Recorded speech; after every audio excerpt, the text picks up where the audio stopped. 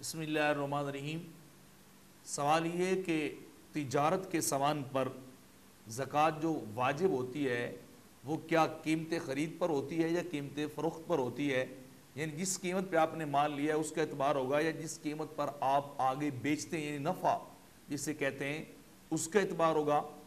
تو جواب یہ ہے کہ تجارت کے سامان کے اندر وہ چاہے کسی بھی لیول کا سامان ہو، کسی طرح کا بھی سامان ہو، تجارتی چیز ہو، پلاٹ ہو، وہ آپ کا کوئی دکان ہو، آٹوز والی ہو، کپڑے والی ہو، کوئی بھی ہو، جو قیمت آپ فروخت جس قیمت پہ کریں گے سامان کو، اس قیمت کا اعتبار ہوگا، قیمت خرید کا اعتبار نہیں ہوگا۔ یعنی آپ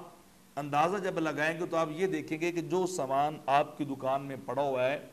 اس کی بیچنے کی جو قیمت ہے وہ ٹوٹل کتنی بنتی ہے۔ یہ نہیں کہ آپ جو بازار سے، بڑے دکان سے یا بڑے فیکٹری وغیرہ سے آپ خرید کے لا رہے ہیں، اس کا اعتبار نہیں ہوگا۔ جس لیول کے اوپر آپ اسے بیچنا چاہیں گے اس قیمت کا اعتبار ہوگا۔ اسی طرح جو سامان آپ بیچ چکے ہیں اس کی بھی قیمت فروخت اسی کا اعتبار ہوگا جس حساب سے آگے آپ نے بیچی ہے۔ اگر تو قیمت موجود پڑی ہے تو پھر آپ اس کو ٹوٹل نصاب کے اندر شامل کریں گے اور زکوٰۃ ادا کریں گے، لیکن اگر وہ خرچ ہو گئی تو پھر اس کا کوئی اعتبار نہیں ہوگا، چونکہ وہ آپ کی ذاتی ضرورت کے اندر جب وہ کام آ چکی، باقی جو مال اور سامان موجود ہوگا پھر اس کی قیمت دیکھی جائے گی، جو بازار کے اندر قیمت فروخت ہے اسی کے حساب سے زکوٰۃ ہوگی۔